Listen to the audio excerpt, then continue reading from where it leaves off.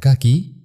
বারাকা হলো অল্প পরিশ্রমে অনেক রিজিক। বারাকার দ্বিতীয় স্তর কোনো পরিশ্রম ছাড়াই রিজিক। বারাকার তৃতীয় স্তর আল্লাহ আপনার প্রয়োজন পূরণ করে দেন, টাকার প্রয়োজনই পড়ে না, মাধ্যম ছাড়াই। এটাই বারাকা।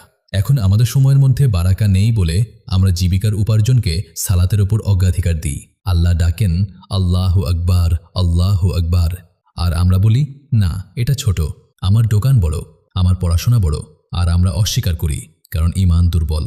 তাই পুরো বিষয়টা হলো আল্লাহ মাধ্যমের মাধ্যমে কাজ করেন। আল্লাহ মাধ্যম ছাড়াও কাজ করতে পারেন।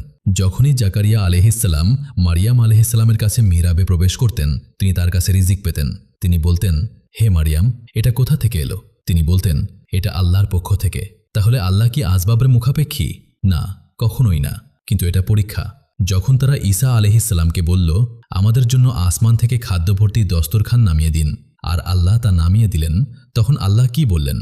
তিনি বললেন, এরপর তোমাদের মধ্যে কেউ যদি কুফরি করে, তাহলে আমি তাকে এমন শাস্তি দেব যে শাস্তি আমি আর কাউকে দেব না। কেন? কারণ আপনি পর্দার আড়ালের বিষয় দেখে ফেলেছেন। এটাই। আর শেষ বিষয় হলো, আল্লাহ আপনাকে মাধ্যমের বিপরীত দিক থেকেও রিজিক দিতে পারেন। লাঠি দিয়ে পাথরে আঘাত করুন, উট বের হয়ে আসে। লাঠি দিয়ে পাথরে আঘাত করুন, পানি বের হয়ে আসে। এটা কি সাধারণ বুদ্ধিতে মেলে? না। ইব্রাহিম আলাইহিসসালাম আগুনে বসে আছেন, আগুন তাকে পোড়ায় না।